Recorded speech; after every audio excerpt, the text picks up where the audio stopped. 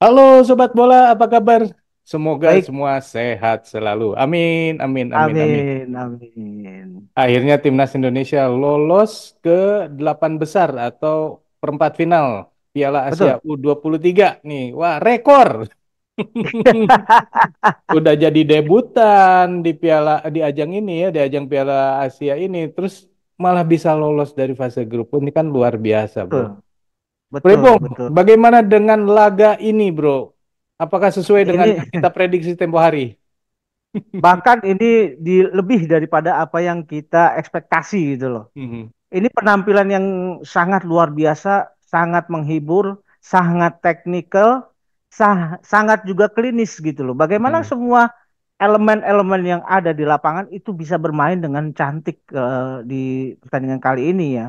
Apalagi kita juga kan melihat bahwa ada keharusan. Kita sih tadinya awalnya berpikir bahwa karena Yordania punya keharusan untuk tidak boleh seri apalagi kalah, Mhm. kita akan berpikir bahwa Yordania juga akan memulai serangan dengan intensitas yang lebih tinggi.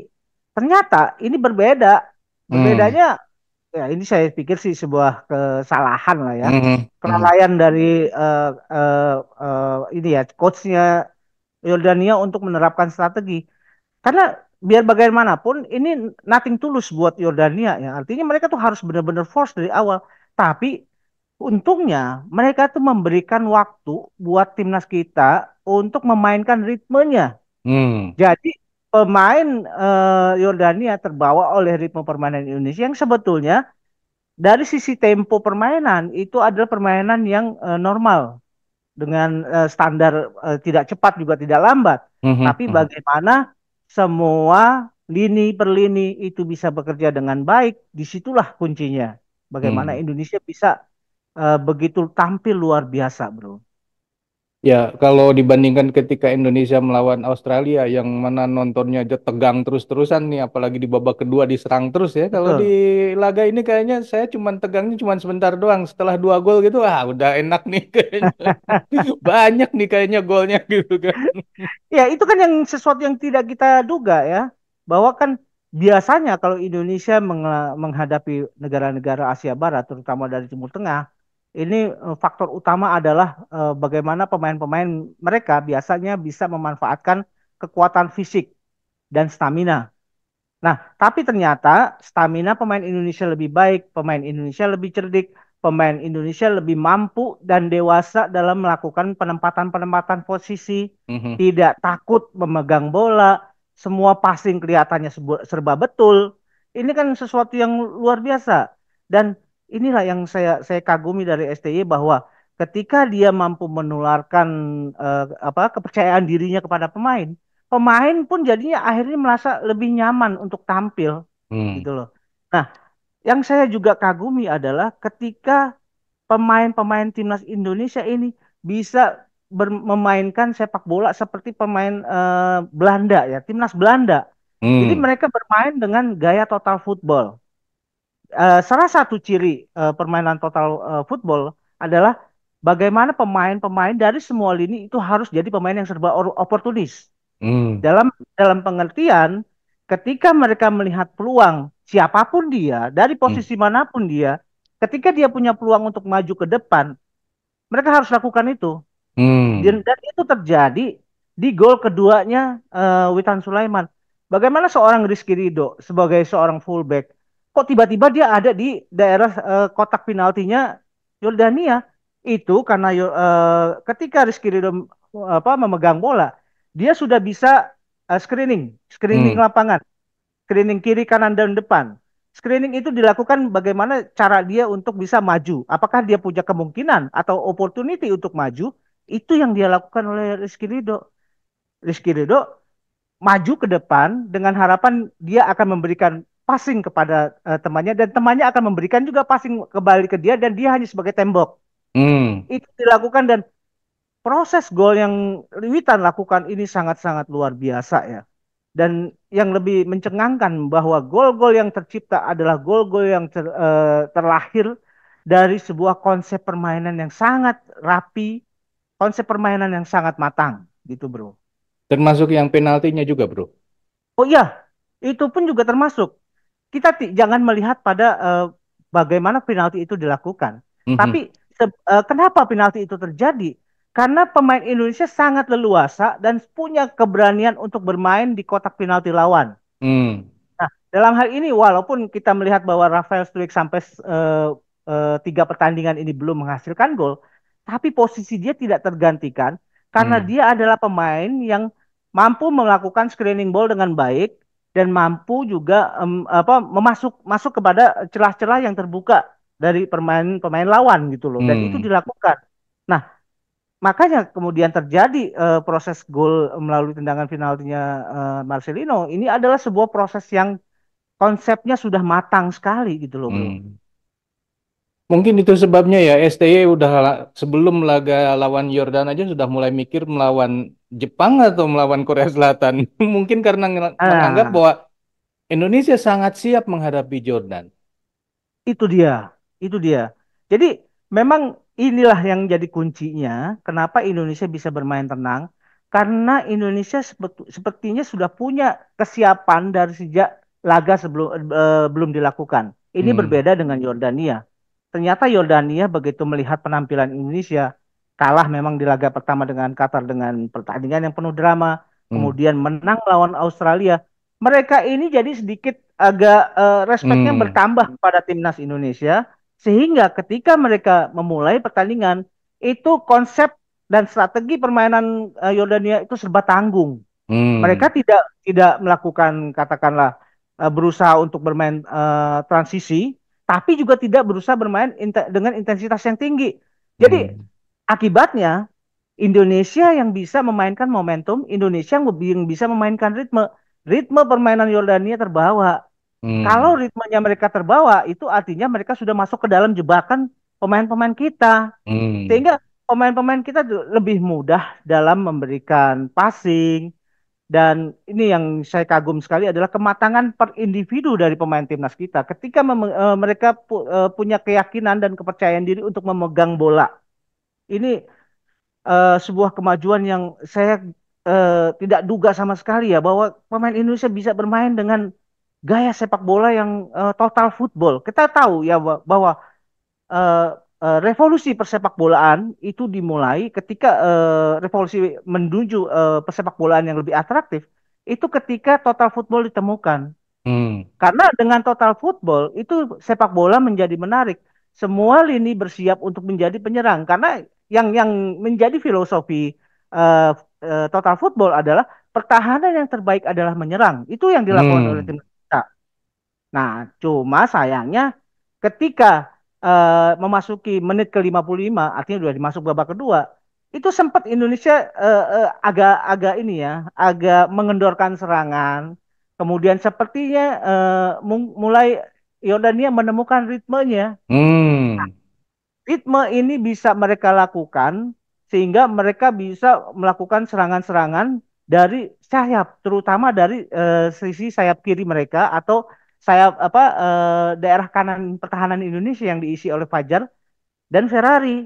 Ini yang Hmm. mereka bisa eksploitasi. Cuma sayangnya itu tadi Yordania kan sudah saya katakan bahwa mereka tidak punya pemain-pemain klinis di depan. Hmm. Penyelesaian akhir menjadi lebih sering salah dan ketika Yordania juga tidak sulit untuk masuk ke dalam area penalti Indonesia, mereka coba melakukan melalui tendangan-tendangan dari luar kotak penalti. Hmm. Untungnya di sini pemain Indonesia sudah siap. Ketika Hmm. pemain Yordania dalam jarak tembak langsung segera didekatin oleh Hmm. Justin Hubner, oleh Rizky Ridho, itu pemain-pemain yang sepertinya memang mendapatkan instruksi bahwa apabila pemain Yordania masuk ke dalam jarak tembak, itu harus segera mendekat. Jangan lebih dikasih space lebih dari 2 meter. Paling Hmm. ideal adalah ya sedekat mungkin lah supaya Ya. mereka juga tidak punya waktu untuk melakukan tembakan gitu loh bro. Ya ini saya sih seneng banget ya. Tegangnya tuh cuman sedikit terus wah, saya pikir cuman 3-0 bro. Ternyata lebih. Ya selisihnya sih itu memang 3 ya. Ini golnya sendiri Betul. gimana bro? Ini Nah, jumlah ini golnya ini luar biasa nih, di luar luar dugaan semua biasa. nih. Di luar dugaan semua memang. Jadi permainan-permainan cantik Indonesia itu ternyata gagal diantisipasi. pemain-pemain Indonesia kan yang kalau ingin bermain dari kaki ke kaki dengan passing-passing pendek dalam dalam posisi katakanlah untuk mencari peluang, memang yang dibutuhkan adalah keberanian, Hmm. keberanian untuk menahan bola, keberanian untuk menerima bola, dan juga punya keberanian dalam melepaskan passing. Hmm. Itu yang terjadi. Passing-passing di pemain Indonesia kan 3 gol itu dari passing-passing pendek semua. Hmm. Gol yang terjadi penalti gara-gara Rafael juga kan dihajar dari belakang. Hmm. Kemudian golnya Witan ini cantik banget, cantik banget. Itu bagaimana Rizky Ridho menjadi tembok, dia memberikan passing dan Witan tanpa pikir panjang dengan celah yang sangat sempit sebetulnya dia masih bisa menembak dengan akurasi yang bagus. Hmm. Nah, bagaimana Marcelino juga bermain dengan sangat bagus dengan Witan. Ini kan chemistry yang aduh saya kagum banget gitu ya. Kagum sekali saya dengan gaya permainan Marcelino, Witan dan semua pemain-pemain yang ada.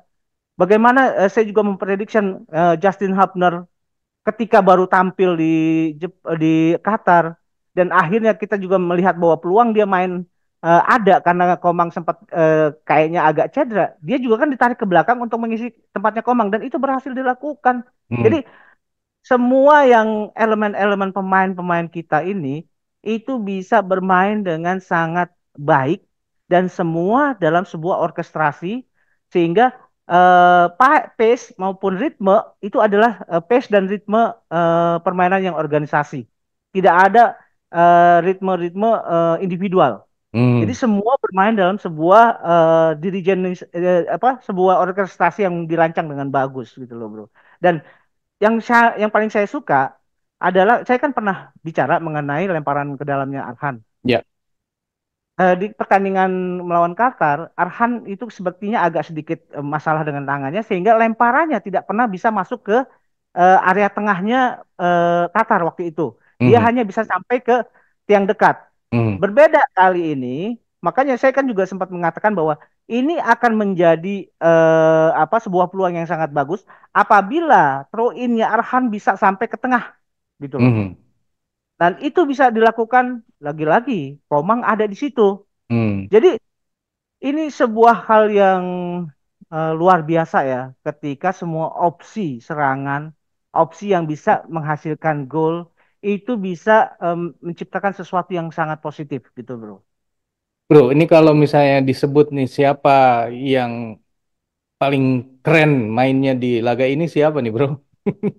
Saya tidak melihat pada bukan cuma melihat pada aspek permainan di lapangan ya, Hmm. tapi bagaimana aspek strategi kemudian perencanaan itulah yang penting. Dalam hal ini saya menganggap bahwa MVP-nya ya STY gitu loh.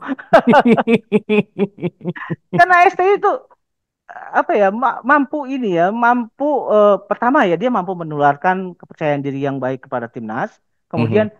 dia mampu memberikan strategi-strategi permainan yang berbeda dari 3 pertandingan yang Mhm. Mhm.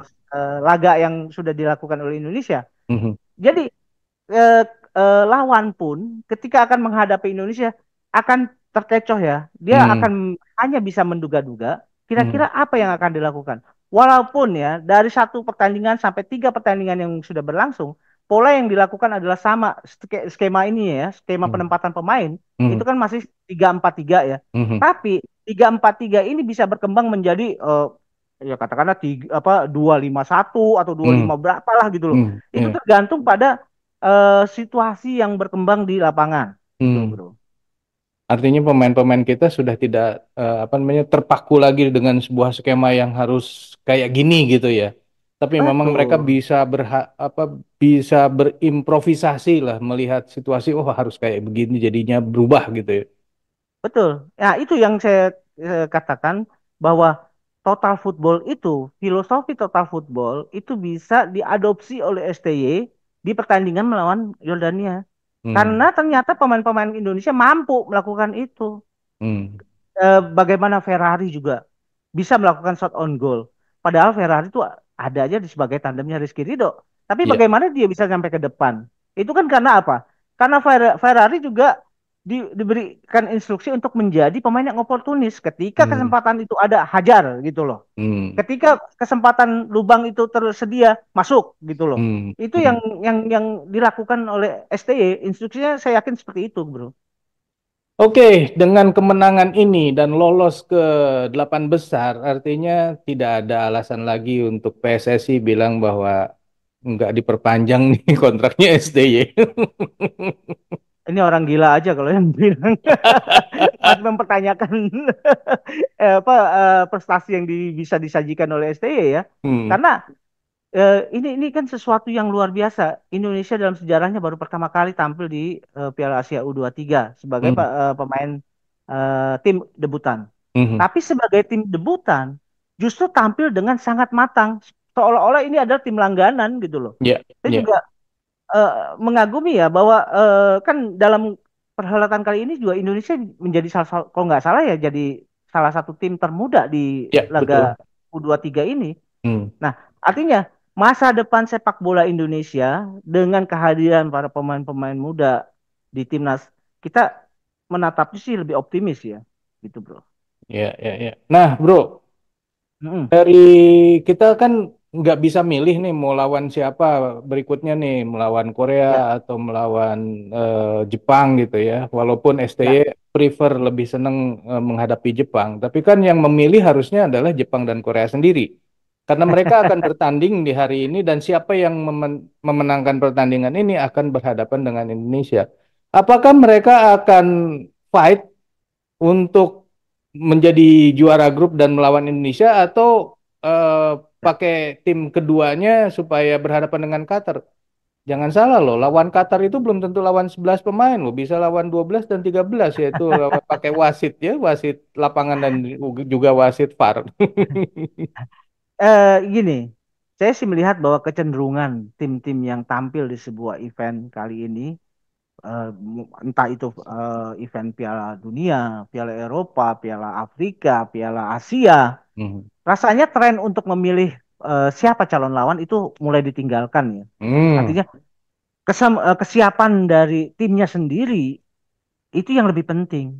Karena kalau tim ini siap dengan siapapun dia Hmm. berhadapan, karena dia udah siap, Enggak. artinya dia punya kesiapan mental dan kemampuan dan keyakinan diri bahwa siapapun yang akan dihadapi mereka mampu atasi, gitu loh bro. Oke. Jadi kita masih bertanya-tanya nih ya, kira-kira siapa Masih. lawan Indonesia nih? Dua negara keren ini sebenarnya. Betul. Nah, bro, Indonesia ini kan sekarang berada di posisi kedua ya, seperti yang kita bahas. Apapun Betul. hasil dari Qatar melawan Australia dan ternyata Qatar lawan Australia ini seri 0-0, bro. Ya. Apakah mereka ini sudah tidak berminat lagi untuk bersaing atau seperti apa ya, bro? Yaitu sepertinya mereka sudah patah arang terutama di Australia ya. Hmm. Karena melihat bahwa penampilan Indonesia yang demikian baik dan mereka juga mungkin punya eh, pandangan bahwa Indonesia akan bisa melumat Yordania. Jadi kalaupun yang terjadi adalah kondisi kosong kosong, itu artinya Australia sepertinya memang tidak punya ambisi untuk menang. Hmm. Ya, sedangkan Qatar hanya menurunkan tempo saja karena mereka kan sudah yakin dan sudah pasti melangkah ke fase berikutnya. Jadi kalaupun pertandingan ini Qatar melawan Australia menjadi tidak menarik, yaitu adalah konsekuensi dari bagaimana Australia kalah dari Indonesia gitu Hmm. loh. Nah, Bro Ipong ini ketika di laga ini penonton Indonesia nih seru sekali ya, Bro ya. Betul. Ya, Kayaknya ini stadion penuh dengan apa penonton timnas Indonesia walaupun tidak penuh ya, tetapi maksudnya gemanya ini kayak di ya. GBK aja kayak.